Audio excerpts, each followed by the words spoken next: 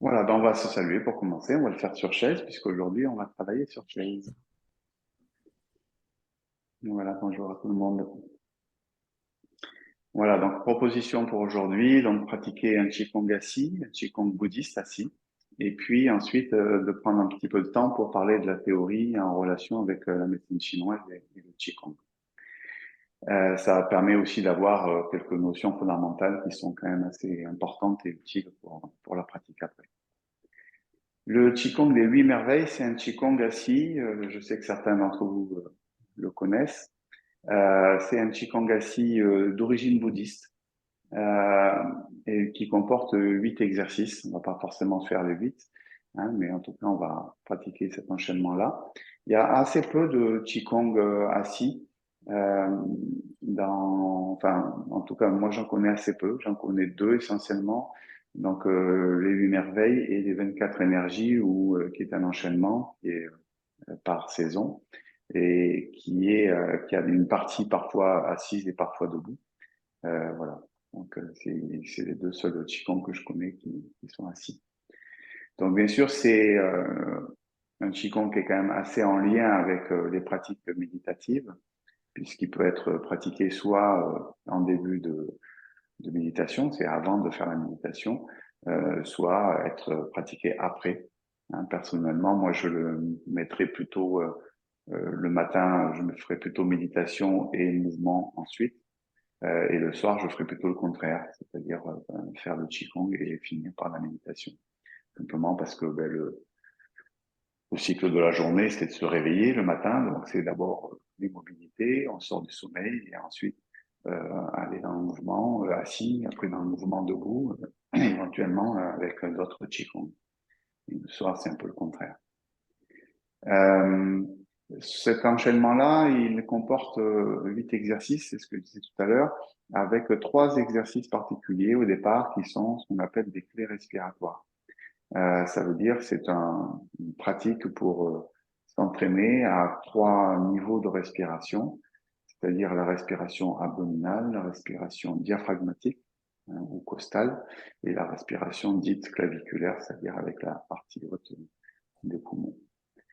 Euh, donc ça, c'est les 3 premiers exercices. Donc on va les voir. Le point commun de tous ces exercices, c'est le démarrage du mouvement.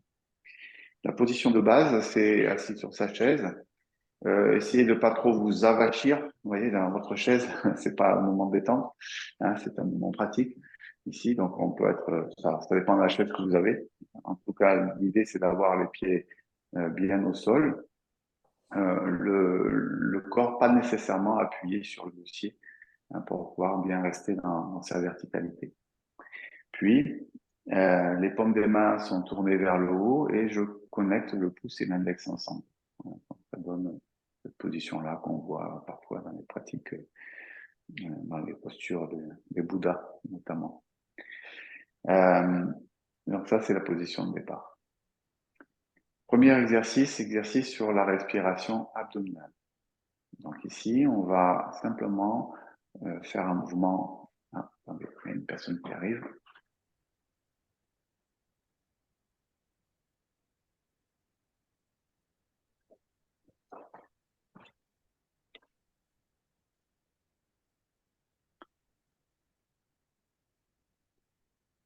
Voilà, il y a Myriam qui vient de nous rejoindre. Donc, je suis en train d'expliquer le Qigong bouddhiste que nous allons pratiquer ce matin, qui est un Qigong assis. Et puis, dans une deuxième partie, on fera un petit peu de théorie fondamentale en relation avec la médecine chinoise et le Qigong. Donc, je parlais de la posture de départ, les paumes des mains ouvertes, les pouces connectés, pouce index, ici. Et on va donc démarrer le mouvement par un mouvement circulaire, c'est-à-dire on appelle ça remplir les manches, ici, où je monte en arc de cercle.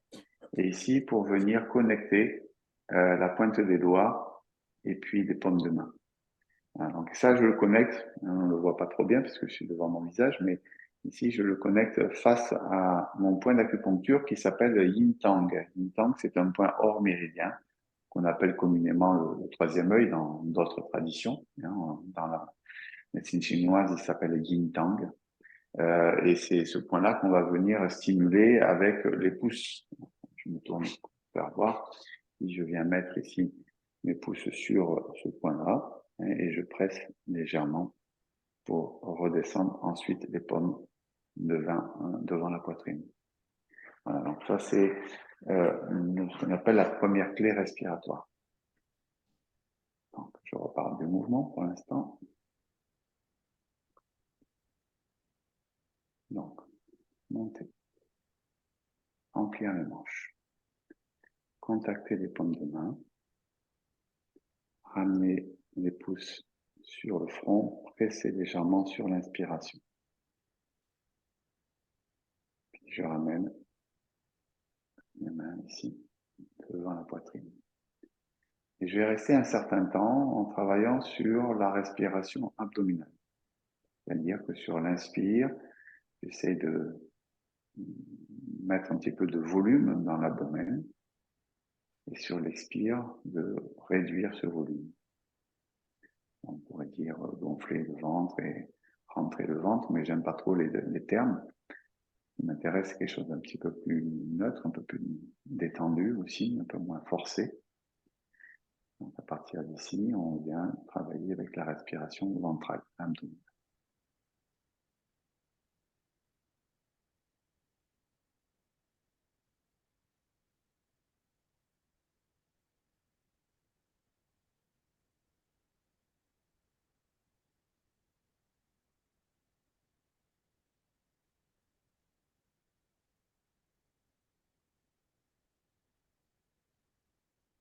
Puis, généralement, sur une expire, on va laisser tomber les mains vers l'avant.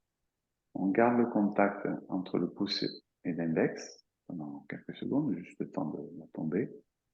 Et ensuite, on vient ouvrir, connecter pouce index et ramener les mains dans la position de départ.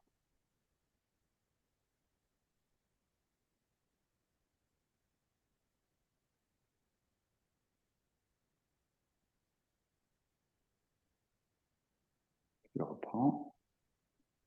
Remplir les manches. Inspire. Expire, contact. Inspire, pression au niveau du front. Expire, redescendre devant la poitrine. Respiration abdominale.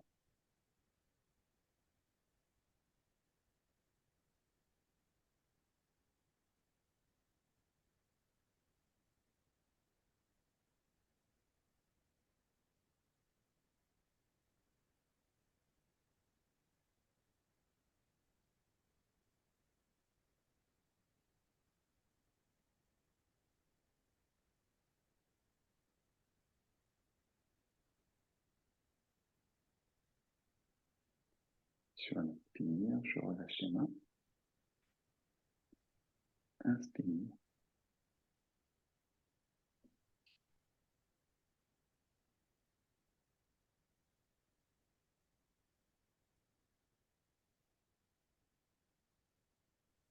Voilà, l'exercice on pratique en général 3 fois. Donc, remplir les manches, inspire.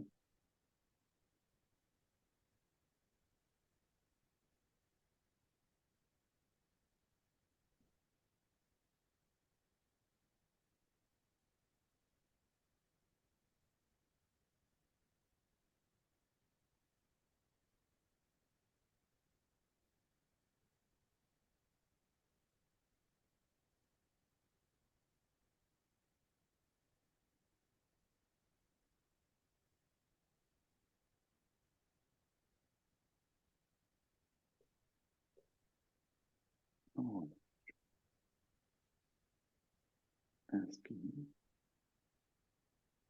Expire. Voilà, deuxième clé respiratoire, c'est un exercice qui reprend en compte la respiration abdominale, puisqu'on va commencer par inspirer toujours avec l'abdomen, mais on va faire monter l'inspire un petit peu plus haut dans la région du diaphragme et notamment des côtes, puisqu'on va venir positionner les mains ici sur la région costale. Donc, faut attention de ne pas déjà d'avoir les pouces à l'avant, les doigts vers l'arrière, et puis de ne pas monter vos épaules, de ne pas crisper vos épaules. C'est pas toujours facile, c'est de détendre au mieux ici à cette position. Donc l'idée, ça va être de respirer sous les mains, au niveau costal. Euh, donc ça veut dire que la respiration, sur cet deuxième exercice, hein, et demande un peu plus d'amplitude, puisqu'on gonfle le ventre d'abord, et puis on fait monter l'inspire un petit peu plus haut, c'est-à-dire un petit peu plus ample, hein, sur la région centrale du corps. Donc on est concentré sur la région des côtes. Donc on met le pouce en contact, comme tout à l'heure, le début c'est le même.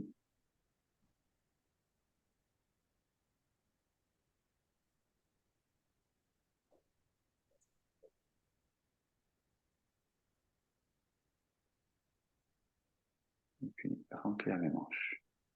Cette fois, on ne va pas joindre les mains, on descend les mains directement vers la région des côtes, doigt vers l'arrière, pouce à l'avant, d'où l'intérêt de ne pas être appuyé sur son dossier. On relâche bien les épaules et on observe ici la respiration dans la région des côtes, sous les mains.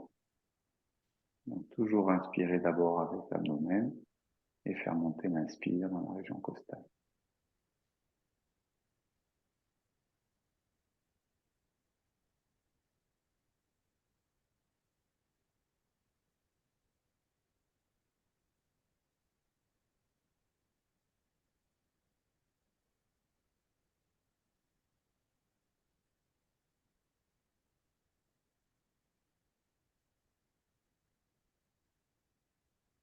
Relâche les mains. Ouvre, inspire.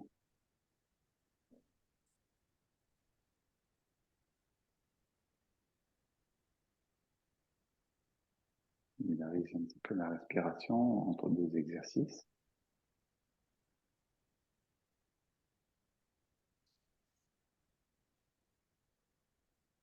Et on reprend. Inspire.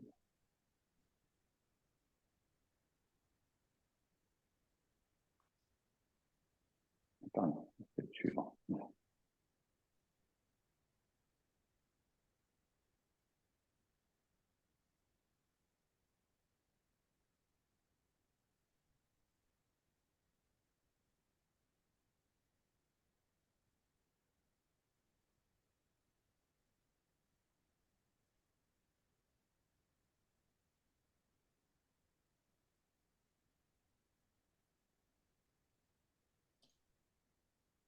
On relâche. Contact pouce index. Inspire.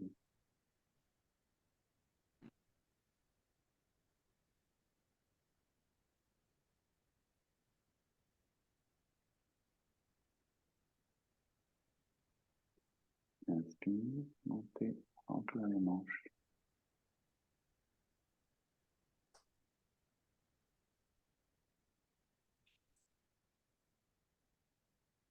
Lâchez le mieux possible les épaules. Inspiration à 2 étages.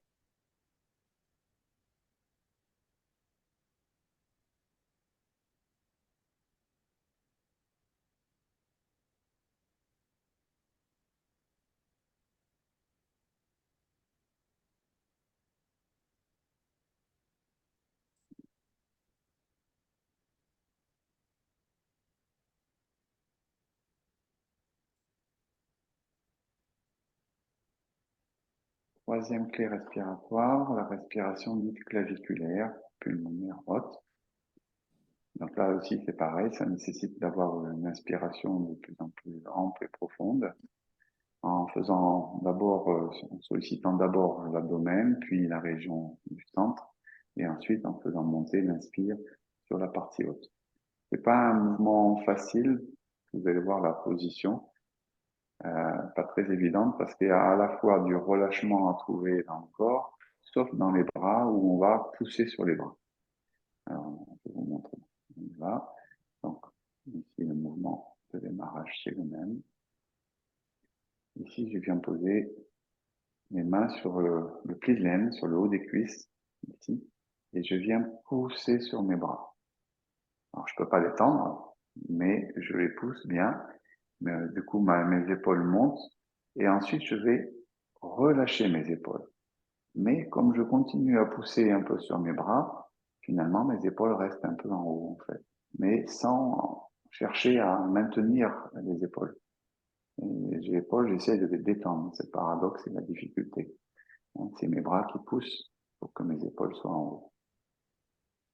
Et c'est là qu'on va faire notre respiration complète à 3 étages.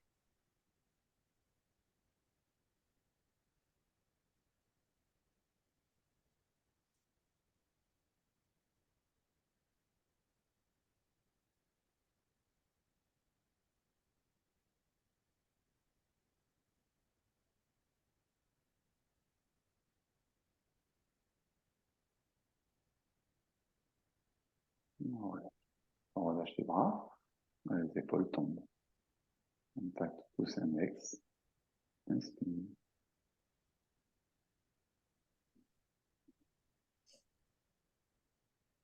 Voilà, j'avoue qu'il n'est pas très facile comme exercice. C'est la difficulté de se relâcher en ayant quand même les bras qui sont déployés.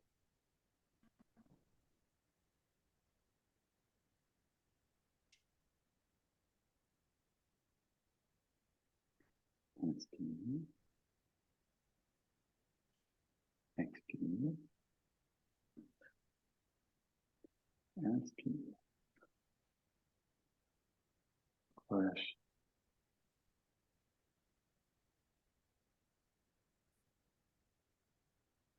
Faire monter l'inspire juste en haut sous les clavicules.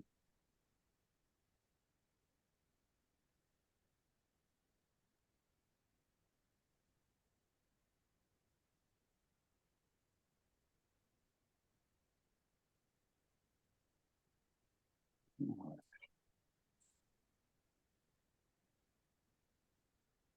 Quand vous relâchez, c'est surtout les bras qui se relâchent, c'est de ne pas vous avachir dans la position. La tête reste suspendue, le dos dans son axe.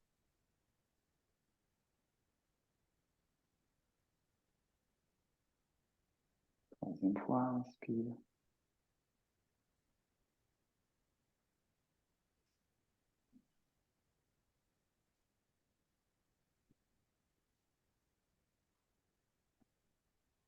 Relâche.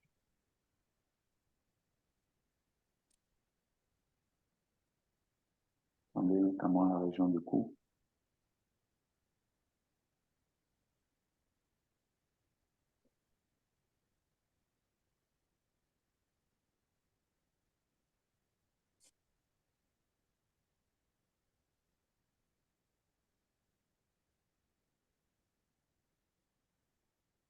Voilà.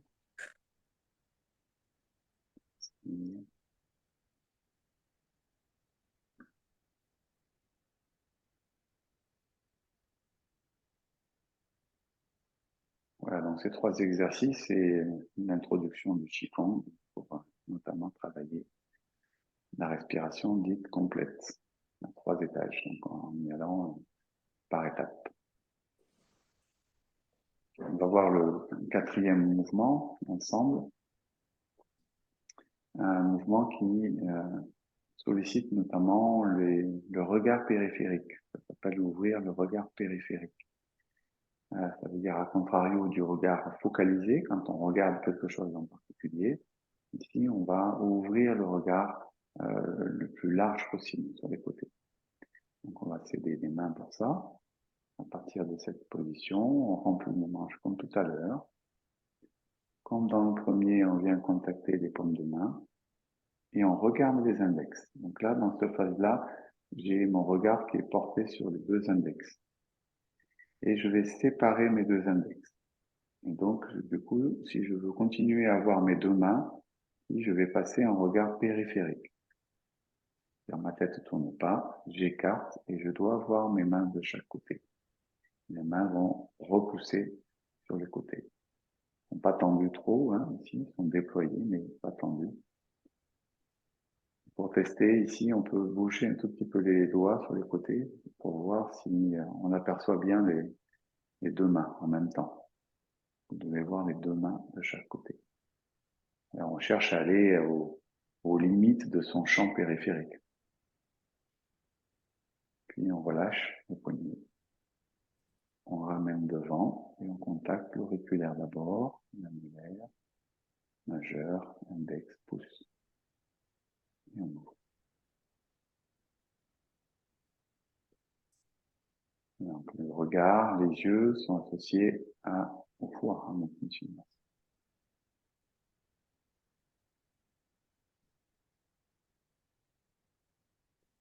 Inspire.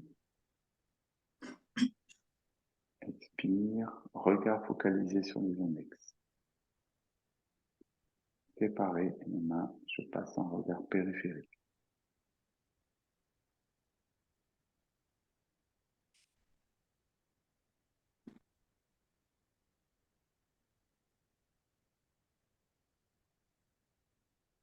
Relâchez les poignets. Contact des doigts.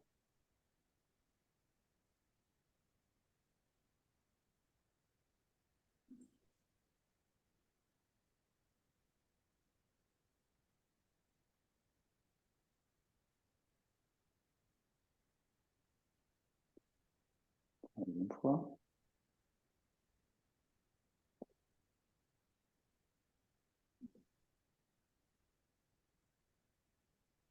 Pareil.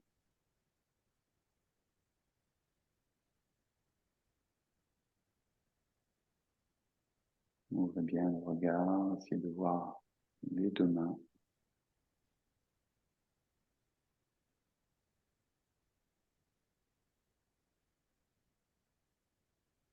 Lâchez le poignet.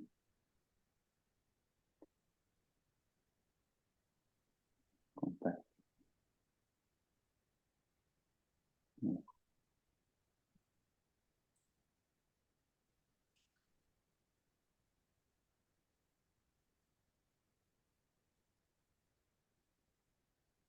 Maintenant, on va ramener main gauche dans main droite, pouce en contact. On se met en pratique méditative pendant quelques instants.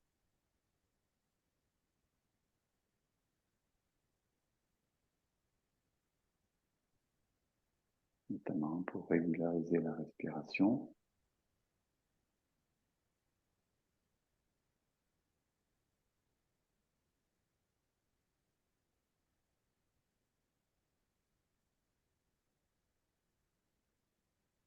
Essayez de bien prendre conscience de son axe, de sa verticalité à travers la colonne vertébrale. La tête suspendue. Le menton légèrement rentré.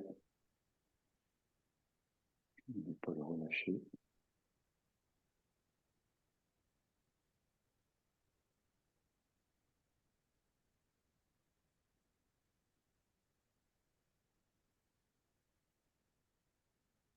Et on centre notre attention sur la respiration.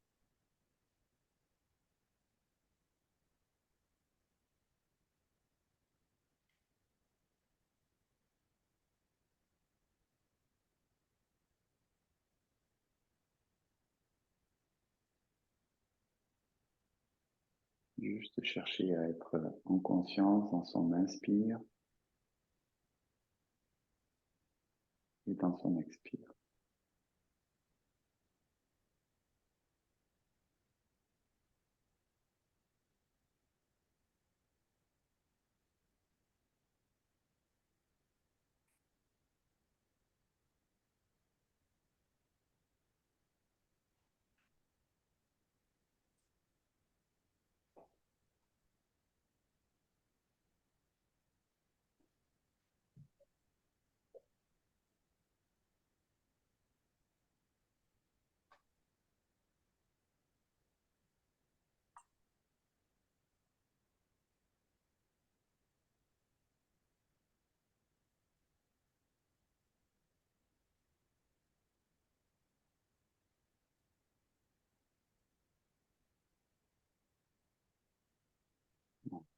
La position. Je retiens un petit peu les mains.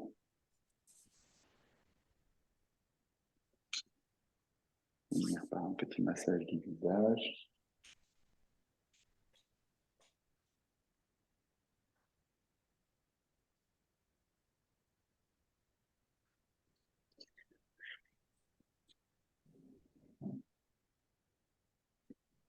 Voilà, bien sûr, c'est un petit extrait, hein, puisqu'on a fait 4 mouvements sur les 10 mouvements de ce Qigong. J'aime bien, au moment du dernier cours avant Noël, de faire un travail un peu plus intériorisant, on va dire, hein, puisque on va en parler tout à l'heure. La saison de l'hiver, c'est une période qui invite à l'intériorisation, hein, un mouvement qui va vers le centre, qui va vers le bas. Hein, donc, ça me paraît intéressant symboliquement d'être dans cette démarche-là. Voilà, donc puis j'aime bien ce Qigong, il est assez agréable. Donc je vous ai fait vraiment un court extrait de la méditation qui peut suivre, hein, mais vous pouvez faire une méditation bien sûr entière derrière, d'une vingtaine de minutes, 30 minutes, suivant votre expérience, à l'issue du travail de Qigong ou avant le travail de Qigong, suivant votre envie. Est-ce qu'il y avait des questions particulières? Donc, vous pouvez mettre vos micros là aujourd'hui. J'avais laissé les micros ouverts. Il y en a qui les ont coupés. Vous pouvez les remettre pour qu'on puisse être un peu plus dans l'interaction. S'il n'y a pas trop de bruit autour de vous, bien sûr. Et on va passer à la partie théorique. Alors, je vais m'approcher. Je vais mettre le diaporama.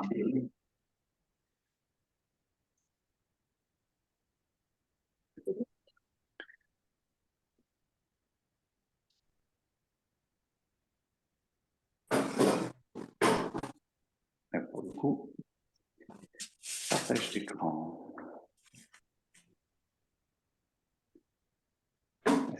Est-ce que vous voyez mon écran? Oui. Oui, fondamental. Oui, oui, oui. Ouais.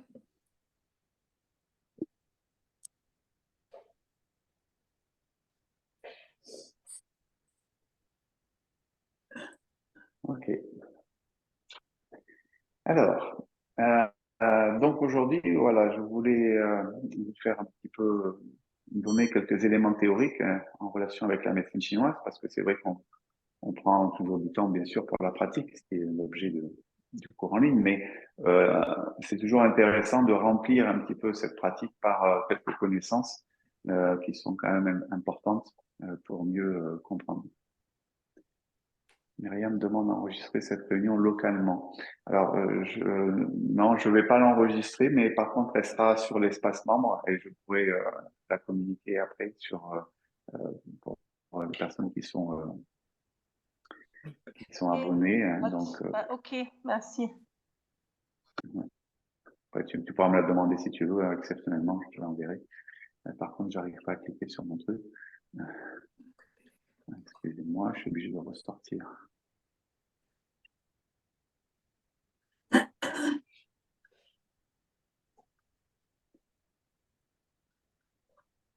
Voilà. Alors, on va pour voir quelle heure il est.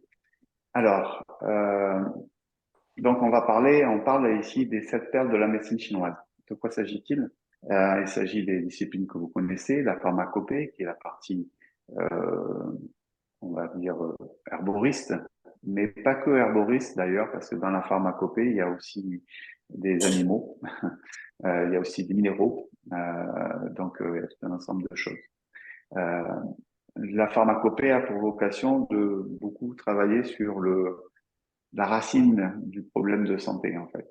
Hein, alors que l'acupuncture va travailler plutôt sur les symptômes et l'expression des symptômes. Voilà, donc c'est assez complémentaire. On dit que la pharmacopée traite le fond, en fait, du problème. Hein, et l'acupuncture, le problème ponctuel, on va dire. Donc, l'aspect énergétique, déséquilibre énergétique. Les techniques manuelles, donc le tuina, le moxa. Le tuina, c'est le massage traditionnel chinois, qui était à l'origine issu de la médecine chinoise et de l'acupuncture, mais qui était plutôt adressé aux enfants. Et c'était assez compliqué de piquer les enfants avec des aiguilles, donc du coup, ils ont mis au point ces techniques de massage pour remplacer les aiguilles. Et les moxas, je ne sais pas si vous connaissez, c'est des rouleaux d'armoise, comme des cigares un peu, qu'on allume et qu'on se sert pour chauffer les points d'acupuncture.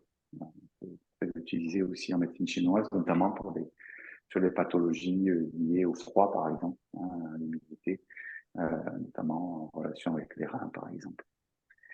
Les pratiques corporelles, donc là on est dans une dynamique plutôt préventive, hein, alors que les autres étaient aussi dans une dynamique de soigner. L'hygiène de vie qui est bien sûr très importante, avec la diététique, la partie diététique chinoise bien sûr, mais diététique d'une manière générale. Hein, l'alimentation est quand même, c'est aujourd'hui très importante. Pourquoi je parle de la sexualité dans l'hygiène de vie? Alors là, il y a pas d'hommes, hein, mais ça s'adresse plutôt aux hommes. Pourquoi? Parce que la dépense énergétique de l'énergie des reins dans la sexualité pour les hommes est assez importante, alors que pour les femmes, il n'y a pas de dépense énergétique. Hein, donc du coup, ben, pour vous, c'est à volonté. Pour les hommes, il faut compter. donc, donc ça, c'est pour cette partie hygiène de vie au sens large du terme, puisqu'on parle aussi du cadre de vie, dans l'environnement dans lequel on vit, etc. Bien sûr, ça rentre aussi dans le cadre de l'hygiène de vie.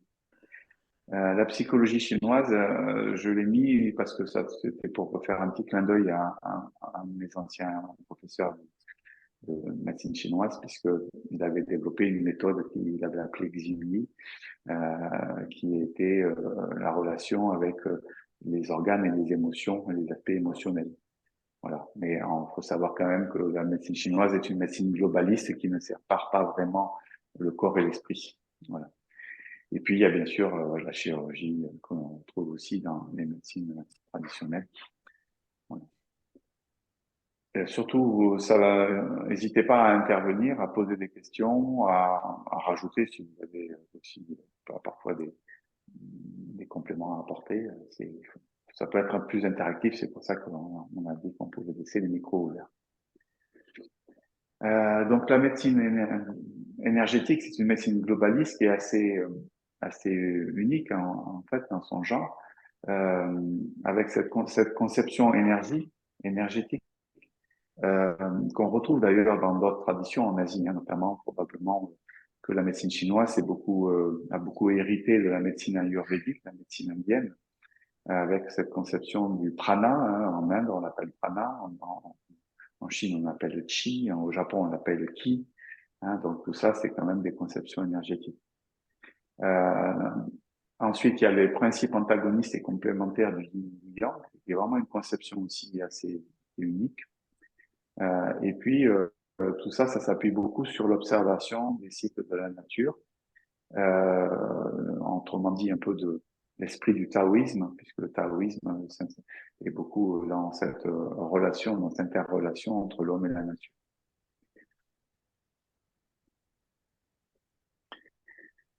Yin-yang, c'est un sujet très important, sujet philosophique, hein, qui permet de mieux appréhender peut-être ce système de pensée. Yin-yang, vous l'avez dessiné, Tao, hein, donc Taiji, on l'appelle aussi, hein, le symbole. Donc c'est qui le yin et c'est qui le yang? Ça m'intéresse, tiens, c'est le noir ou le blanc? Qui est yin, qui est yang? Le noir, c'est Yang. J'ai pas entendu l'autre proposition. Alors, Non. Ben ça, à voir, hein. C'est important. Le yin, c'est le sombre. Hein, le yang, c'est le clair. Okay. Les contrats. Voilà. Bah, t'avais une chance sur deux, hein, ceci dit. Ouais. Ok, non, ça c'est important. Donc c'est une relation, bien sûr, d'opposition. D'ailleurs, nous, dans notre culture judéo-chrétienne, on a tendance à être assez exclusivement dans cette relation d'opposition. Et en réalité, c'est une relation aussi d'interdépendance. C'est-à-dire, il n'y a pas de yin sans yang. Et une relation d'engendrement, c'est-à-dire le yang engendre le yin et le yin engendre le yang. C'est le petit point qu'on trouve au milieu du symbole. Parce que le point noir dans le blanc, ça veut dire qu'il y a le germe du yin à l'intérieur du yang. Hein, donc il y a l'idée de transformation, c'est-à-dire qu'à un moment donné, l'extrême yin va donner naissance au yang, et vice-versa.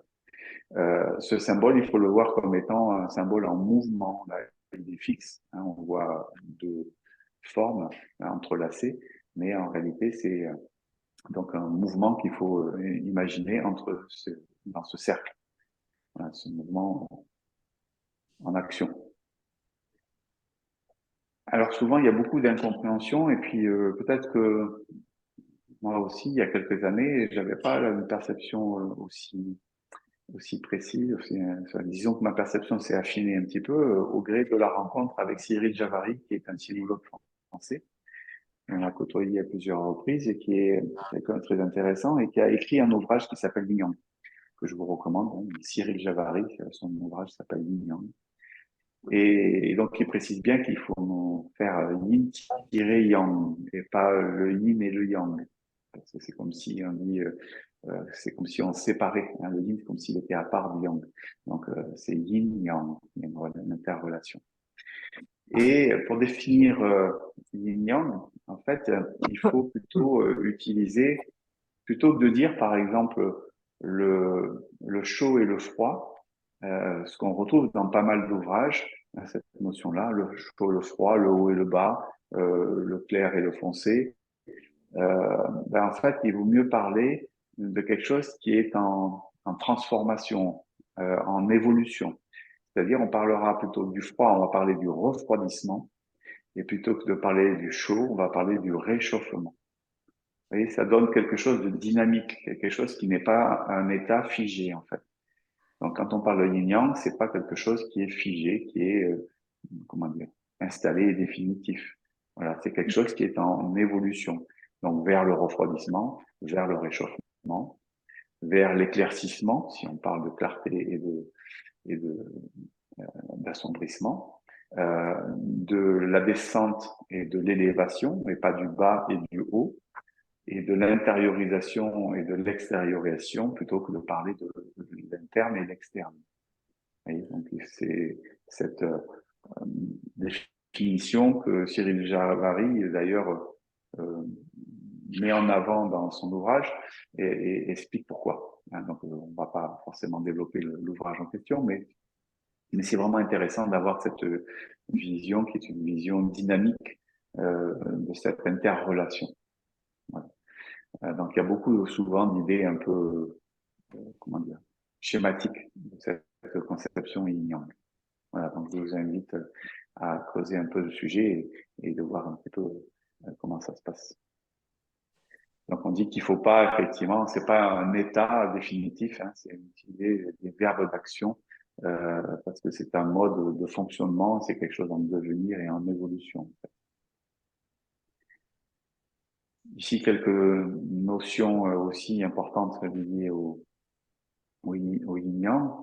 Donc c'est le yin qui stabilise et qui nourrit et qui transforme. Et donc le yang qui est un principe qui dynamise, qui génère des changements. Le yin, il défend et le yang, il attaque. Ça, on peut le retrouver notamment dans les arts martiaux, dans le tai chi, par exemple. Quand on est dans une étape d'absorber, par exemple, l'attaque d'un partenaire, on est dans une attitude yin. Quand on est dans une phase justement d'expression de l'énergie vers l'extérieur, on est dans une phase yang. Il y a un rapport aussi au temps et à l'espace. Le yin s'étend dans le temps, alors que le yang se déploie dans l'espace. Le yin restaure les forces et le yang dépense les forces. Donc ça c'est clair, par exemple, dans les activités du corps, par exemple, quand on est dans une activité dynamique, bien sûr, on dépense de l'énergie, et quand on se repose, tout simplement, on restaure les forces. C'est bien ça dont il s'agit. Le yin mène à terme, le yang, il l'enclenche. Ça, c'est assez important aussi, parce que quelque chose qui va s'inscrire dans la durée pour l'amener jusqu'au bout, c'est ce principe yin qui le permet. Alors que le yang, c'est plutôt le démarrage, c'est l'impulsion en fait qui va créer vers justement cette expansion, pourquoi pas, mais en tout cas la durabilité. Hein, on a vu que le yin était en rapport avec le temps, hein, donc il permet d'aller mener à terme. Le yin, il intériorise, le yang, il extériorise. Voilà, donc principe, on va dire dynamique hein, pour le yang, principe plutôt centripète, c'est ce qu'on voit dans le dernier texte en bas, principe qui va vers le centre, qui va vers l'intérieur de soi, et le yang qui va plutôt vers l'extérieur, une dynamique centrifuge. Voilà un petit peu pour parler du yin-yang. Ça va cette notion? J'ai une question, mais par rapport au tai chi, on Oui. est tout le temps yang quand on pratique, alors. On n'est pas tellement yin. Alors, c'est si tu prends les choses de manière figée, je dirais oui. Mais comme on a dit juste à l'instant que on n'est pas dans un instant figé, d'abord tu as des mouvements qui sont yin quand tu es en train d'absorber, quand tu pars vers l'arrière par exemple, C'est ça, chaque et quand mouvement peut tu être les deux, quoi. voilà. En fait, tout dépend le référentiel qu'on prend. Hein. Rien n'est yin ou rien n'est yang si on ne connaît pas le référentiel. D'accord. Donc, si tu prends le référentiel par rapport au kung fu, bah, tu vas dire que le tai chi est plutôt yin. Oui, c'est ça. D'accord? Oui, Il bouge lentement. oui. Le kung fu bouge rapidement. Oui. Voilà. Maintenant, si tu prends d'un point de vue de l'immobilité et du mouvement, je change de référentiel, ben, effectivement, par rapport à l'immobilité, eh ben, c'est yang, puisqu'on est Mhm. quand même dans le mouvement. Oui. Voilà. Donc, ça veut dire que le tai chi est à la fois yin et à la fois yang. Tout Mhm. dépend du référentiel qu'on prend. D'accord. Ouais. C'est Mais on pour peut ça pas dire que, que... Oui, pardon. On peut pas oui, dire c'est que pour ça chaque que, mouvement est les deux, quoi. Qu'il y a une phase yin et une phase yang, non? sur un mouvement, il y a des phases yin et il y a des phases yang. Ah oui, c'est ça. Mais, mais tout dépend de quel point de vue on se place. Mhm. Et des fois, ce qui peut te paraître yin d'un point de vue, par exemple, on parlait du mouvement d'absorber, c'est un mouvement qui est plutôt yin, hein, et exprimé par exemple sur un coup de poing, ça c'est plutôt yang, hein, mais je peux très bien aussi penser que ça puisse être le contraire. Mhm. Ça nous rappelle le proverbe chinois qui dit tout est vrai et le contraire aussi. Voilà. Voilà, donc tout D'accord. dépend si je me place d'un point de vue du mouvement, si je me place d'un point de vue de l'extension, de l'intériorisation. Enfin, voilà. Donc, ça, D'accord. c'est toujours relatif. Bien. Voilà. Donc, c'est pour ça que nous, on a tendance à vouloir le mettre dans des cases. Et en fait, c'est plus complexe que ça. Oui. Mm. D'accord, merci. Le chi. Alors, on fait du qigong, donc forcément, on travaille avec le chi. Qigong, ça veut dire le travail de l'énergie. C'est un principe fondamental de l'univers, d'après la pensée chinoise, c'est le souffle vital. Donc, il préexiste partout en nous, bien sûr, dans les méridiens d'acupuncture, mais aussi autour de nous, dans l'environnement, dans la nature et à l'extérieur de nous. Et aussi, si on parle par exemple de Feng Shui, vous connaissez le Feng Shui, c'est le, tout ce qui concerne l'aménagement de l'habitat de sa maison hein, pour favoriser la circulation de l'énergie dans sa maison hein, et favoriser les différents secteurs de vie. Donc, ça veut dire qu'aussi dans la maison, ben, il y a l'énergie qui circule. Voilà, et on la traite dans le Qigong, c'est pour faire circuler l'énergie à l'intérieur du corps, dans le Feng Shui, c'est pour essayer de favoriser la circulation de l'énergie dans la maison. Et bien sûr, c'est en rapport avec l'énergie aussi de la nature, c'est-à-dire de l'environnement où on habite. Voilà, donc le Qi est omniprésent partout. Vous avez l'idéogramme du Qi en bas. Euh, c'est toujours compliqué de traduire un terme du chinois au français en réalité. Alors, je suis pas du tout un expert de la langue. Encore une fois, Cyril Javary est un auteur très intéressant sur ce point-là. Il sera sur Toulouse au mois de mars où on va collaborer ensemble sur un événement. Euh, et donc, l'idéogramme du chi que vous voyez là, la partie basse de l'idéogramme, là, qui fait une sorte de petite croix, ça représente les céréales, c'est-à-dire la nourriture. Bon, le riz probablement. Le petit, ce qui ressemble à un R au-dessus, c'est une casserole. Et les deux petits traits qu'il y a au-dessus, c'est la vapeur d'eau qui s'échappe, la vapeur de la cuisson. Hein, donc ça veut dire qu'en gros, il y a l'idée que quelque chose nourrit, puisqu'on a de la nourriture, entre guillemets. On a l'idée qu'il y a une transformation, notamment par la chaleur, puisque c'est en train de bouillir dans une casserole, et qu'en même temps, c'est léger et vaporeux, puisque ça s'élève. Vous voyez, donc c'est un petit peu ça. Alors, vous voyez, quand on traduit l'idéogramme chi par énergie, ben, c'est un peu vide par rapport à l'analyse de l'idéogramme en question. C'est-à-dire que chaque idéogramme pourrait être analysé de manière beaucoup plus précise pour dégager un peu plus le concept général. Oui. Donc là, il y a un concept de transformation, de légèreté, quelque chose de vaporeux et quelque chose qui nourrit. Voilà, c'est ça l'idée de l'idéogramme. Donc, vous voyez, c'est pas facile. Alors, on parle du chi, mais en fait, on devrait parler des chi. On va voir après. D'abord, je voulais parler de l'horloge énergétique, qui est cette notion de cycle de l'énergie, puisque on dit que l'énergie circule d'une certaine manière dans un cycle de 24 heures, qu'on appelle le cycle nictéméral ou le cycle circadien. Et donc, toutes les 2 heures, il y a comme un mouvement de marée, en quelque sorte, hein, comme les marées de la mer. C'est-à-dire entre 1 heure et 3 heures, par exemple, vous voyez dans le schéma, on est sur le foie. C'est-à-dire le foie est en marée haute, en marée énergétique haute. Ensuite, c'est les poumons, de 3 heures à 5 heures du matin, de 5 heures à 7 heures le gros intestin, etc. Voilà, donc il y a l'idée que l'énergie au cours d'une journée de 24 heures va monter et descendre dans les différents ou passer dans les différents organes au niveau du corps. Donc ça pourrait être utilisé en acupuncture, par exemple. Si par exemple je veux traiter une pathologie qui est reliée, par exemple, à un déséquilibre de l'énergie des reins, ben ça serait bien de le traiter plutôt entre 17h et 19h. Bon, dans la réalité, c'est pas tout à fait vrai, dans le sens où les acupunctures disent que si on plante une aiguille, par exemple, à 9 heures du matin, quand en rapport avec le méridien des reins, par exemple, ben, il va y avoir une sorte de retardement en quelque sorte, c'est-à-dire ça va s'enclencher quand ça sera dans le bon cycle. Voilà. Donc, mais c'était simplement pour mettre en évidence cette notion de cycle. Donc, cycle court pour la journée de 24 heures, mais aussi cycle long qui est le cycle des saisons dont on va parler tout à l'heure. Voilà, donc ça, c'est la partie cycle court de l'énergie. Donc, on parle de l'énergie, mais comme je vous disais, on devrait parler des énergies parce qu'en fait, il existe plusieurs types d'énergie.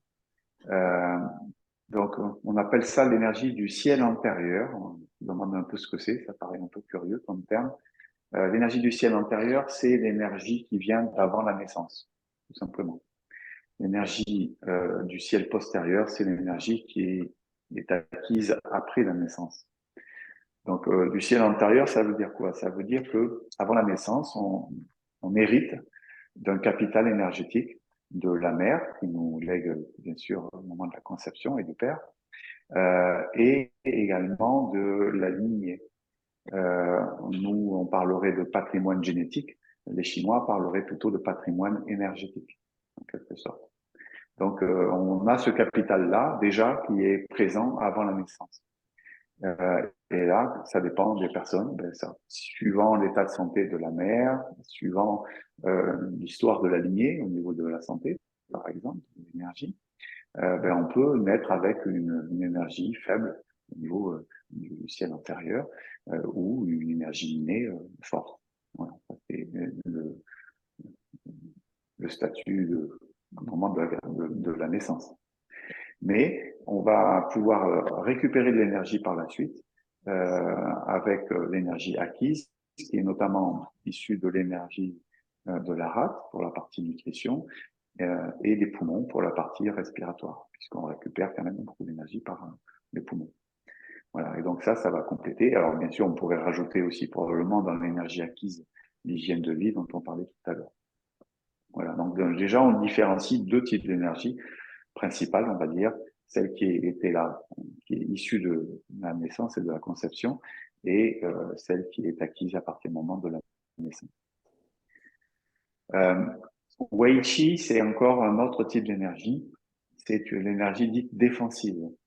C'est-à-dire, c'est une énergie qui est un peu à la surface, qui nous protège. Si on voulait mettre des mots avec nos notions occidentales, on parlerait d'immunité, probablement. C'est quand même assez proche de la relation avec l'immunité. C'est-à-dire notre capacité à nous défendre des attaques extérieures. On appelle ça les facteurs pathogènes externes, qui peuvent être le froid, le vent, l'humidité, la chaleur, la sécheresse, etc. Donc ça, c'est ce qu'on appelle les facteurs pathogènes. Donc ils peuvent nous attaquer quand il fait froid, on prend froid. À ce moment-là, la première couche défensive, c'est Wei Qi. Et si elle n'est pas suffisante, il se peut qu'elle soit percée, transpercée par les facteurs pathogènes externes. Et à ce moment-là, ça peut venir perturber le méridien qui se trouve dans ce secteur-là, qui lui-même peut venir affaiblir l'organe et la fonction de l'organe. Voilà. C'est un petit peu comme ça que s'installe, on va dire, du point de vue de la médecine chinoise, une pathologie dans le corps. Voilà, donc Wei Qi est bien sûr important pour nous protéger.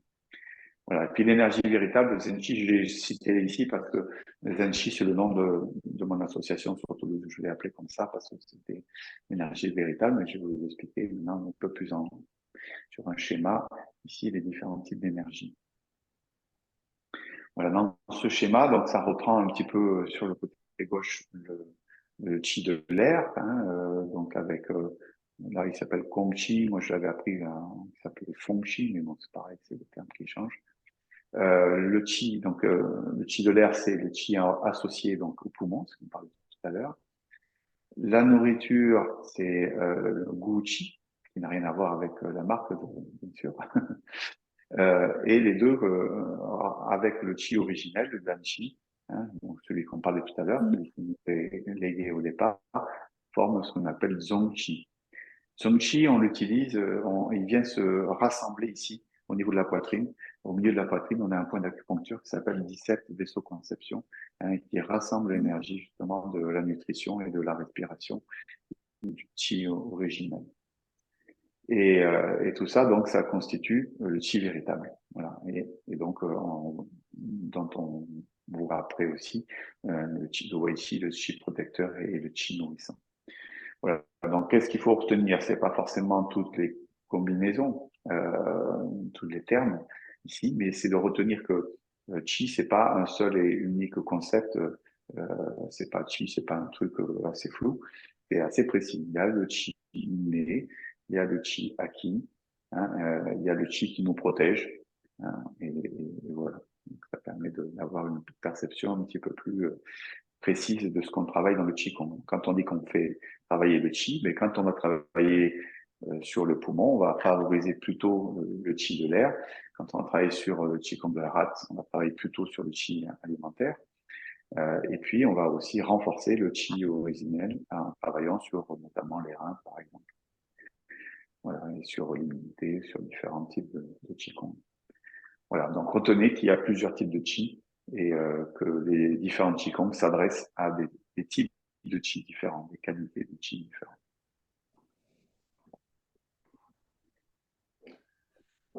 J'ai quelques minutes pour vous parler de la théorie des 5 mouvements et des 5 éléments. C'est une théorie très utilisée dans la médecine chinoise et notamment dans le diagnostic en médecine chinoise.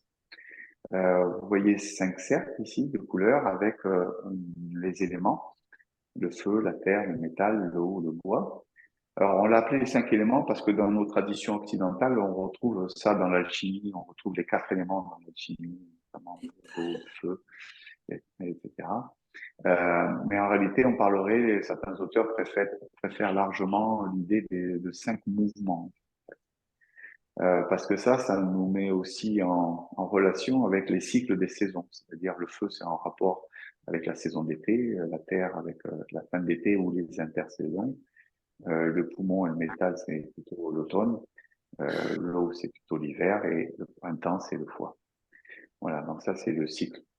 Et pour ces cycles, à l'intérieur de ces cycles, il y a des relations dites de domination, c'est-à-dire que, par exemple, le cœur, si l'énergie du cœur est en déséquilibre, l'élément feu, il peut venir attaquer l'énergie des poumons et affaiblir, on va dire, hein, l'énergie des poumons. À ce moment-là, on dit que le feu fait fondre le métal. Hein, c'est cette relation-là. Donc, on appelle une relation de domination, relation de contrôle, relation d'opposition. C'est les différents termes que vous trouverez dans les ouvrages. Hein, le poumon, s'il est en déséquilibre, il peut se retourner contre le foie, hein, c'est-à-dire l'élément métal peut couper le bois. Voilà, c'est ce qu'on dit pour symboliquement, bien sûr, expliquer cette relation de domination. Et il y a aussi une relation d'engendrement, c'est-à-dire quelque chose qui est peut-être un peu plus positif, entre guillemets. C'est-à-dire, on dit que le feu est l'élément nourricier de la terre. Que la terre est nourrie de métal, que le métal nourrit l'eau et que l'eau nourrit le bois. Alors le plus facile à comprendre, c'est l'eau nourrit le bois, c'est-à-dire on arrose les plantes pour les faire pousser tout simplement. Voilà, donc là, il y a une relation euh, euh, mère-fils en quelque sorte, c'est-à-dire qu'on dit que les reins, c'est l'élément eau, c'est la mère de l'élément bois, la mère du foie. Voilà. Donc, quand une pathologie s'installe, par exemple, le grand défi d'un acupuncteur, c'est de savoir qu'est-ce qui se passe. Est-ce que il y a un déséquilibre au niveau des reins parce que c'est la rate qui l'a attaqué, ou est-ce que c'est parce que c'est le poumon qui a mal fait, a mal nourri un petit peu les reins? Vous voyez, donc c'est une véritable enquête policière pour déterminer. Voilà. Et donc l'acupuncture, lui, va utiliser les différentes méthodes qu'il a, notamment avec la prise du pouls, le toucher, l'observation, la palpation, l'audition, etc. Ouais, c'est ce qui va lui permettre de trouver des pistes qui laissent penser que c'est déjà quel type d'énergie est en déséquilibre et après, quelle est la cause du déséquilibre. Voilà. Donc, bien sûr, je ne rentrerai pas dans les détails, mais voilà, je trouve que tout ça, c'est en tout cas en relation avec ça. Et nous, on s'en sert en Qigong aussi pour, par exemple, favoriser, c'est ce qu'on a fait là dans l'hiver, travailler sur des exercices pour renforcer plutôt les reins et la vessie. Quand on va arriver après au nouvel an chinois, on va pouvoir s'intéresser au foie, à la vésicule biliaire. Voilà. Donc ça veut dire qu'aussi, suivant, avec un peu de connaissance, hein, on peut dire, tiens, j'ai une pathologie qui ressemble à une insuffisance de tel ou tel type d'énergie, ben, je vais renforcer avec les exercices que j'ai travaillés. Je sais pas, mettons, j'ai des problèmes respiratoires, j'ai eu un choc émotionnel lié à la tristesse, j'ai perdu quelqu'un, j'ai des problèmes de peau, tout ça, ça nous parle des poumons. À ce moment-là, ben, je vais prendre des exercices qui parlent des poumons pour renforcer l'énergie des poumons. Voilà. Alors bien sûr, ça nécessite quelques notions un peu fondamentales, c'est pour ça que on en parle un peu aujourd'hui.